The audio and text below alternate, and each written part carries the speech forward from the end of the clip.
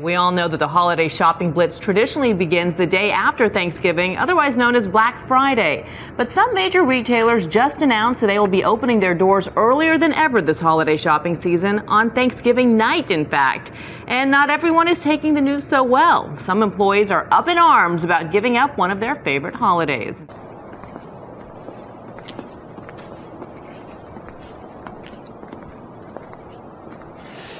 It's pretty eerie how quiet it is here. You know that absolute pandemonium is going to erupt in less than 72 hours. And yet, right now in this place, it's just so quiet. You can hear a pin drop.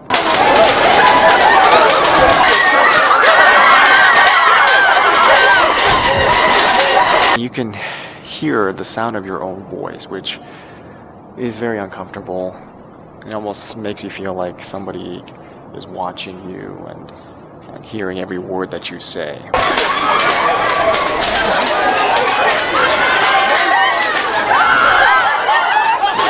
But on Black Friday, it is not going to be like that. Nobody's going to care what you're saying. We have no money! All people care about is getting their gifts, their presents. I got this right off.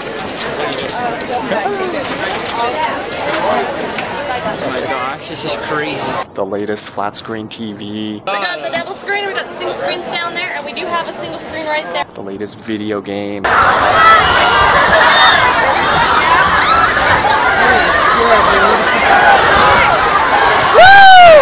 Whatever else that is on discount, or even stuff that's not on discount. That's the whole aura and the madness of Black Friday. People will literally kill each other just to get something because pop culture demands it.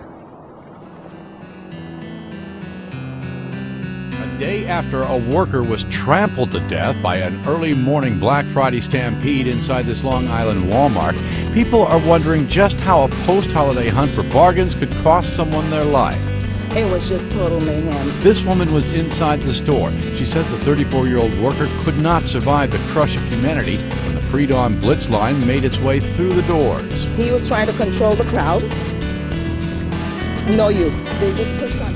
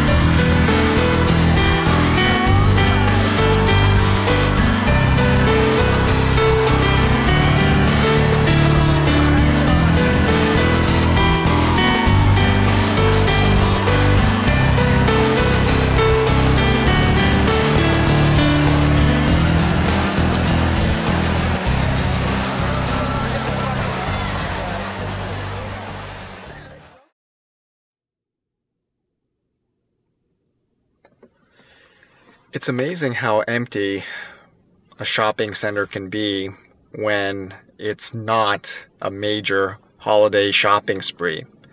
But when it comes to Black Friday, everything changes. The mentality changes. The whole ambiance becomes far more aggressive, far more volatile. And it seems like the situation gets worse and worse every year, despite the fact that the economy in real terms is not getting any better. And in fact, there's plenty of evidence to suggest that the economy is getting worse, yet people spend more and more, spending money that they really don't have. And it's one of the startling elements of the American lifestyle and the American bravado that goes against every bit of sound financial logic. This year's Black Friday sales are expected to be a notable improvement against the prior year, with global brokerage firm Convergex citing a majority of financial experts forecasting annual growth to hit the 2 to 4% range. This sentiment aligns with the boost towards consumers' wallets with the deflation in the crude oil market, as well as a significant increase in personal savings from January 2013 to October of this year, according to data published by the U.S. Bureau of Economic Analysis. Even consumer confidence, as measured by the eponymous report prepared by the University of Michigan, has lifted substantially against the doldrums of the 2008 global financial crisis. While industry experts cite such data to project a brighter outlook for the American economy, the long-term statistics are much more ambiguous. For example, consumer confidence today is roughly near the same levels during the mid to late 1980s, but the equivalent cannot be said for the personal savings rate, which is roughly half of where it peaked during the early 80s. This clash of long-term trends highlights the fragility upon which policymakers and retail management alike are banking on a sustained recovery. It is often said that consumption is the engine that drives the American economy, yet there's far less gas to feed the machinery for an ever-extending journey. At some point, we must assume a greater probability that one or several critical components within the economy will fail, thus precipitating the need for greater vigilance in our financial and personal affairs. The artificially engineered pandemonium that is Black Friday could instead be replaced with the very real prospects of crowds at state unemployment offices, a surge in civil unrest, and an overriding environment of isolation and despair. This is not to suggest that the concept of bargain hunting is a moral evil. On the contrary, such motivations are the very heart of capitalism. But as a recent article on CNN Money bluntly states, Black Friday deals aren't really deals. The price bargains are typically the same year after year, and the must-have deals are repeated periodically throughout the retail cycle. In other instances, the best bargains are only for inherently cheap products, making them not so much of a good deal in the long run. But here's the real kicker.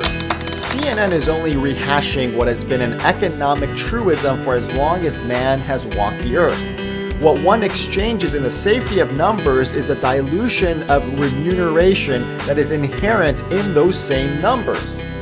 And that perhaps may be the biggest irony of the spectacle known as Black Friday.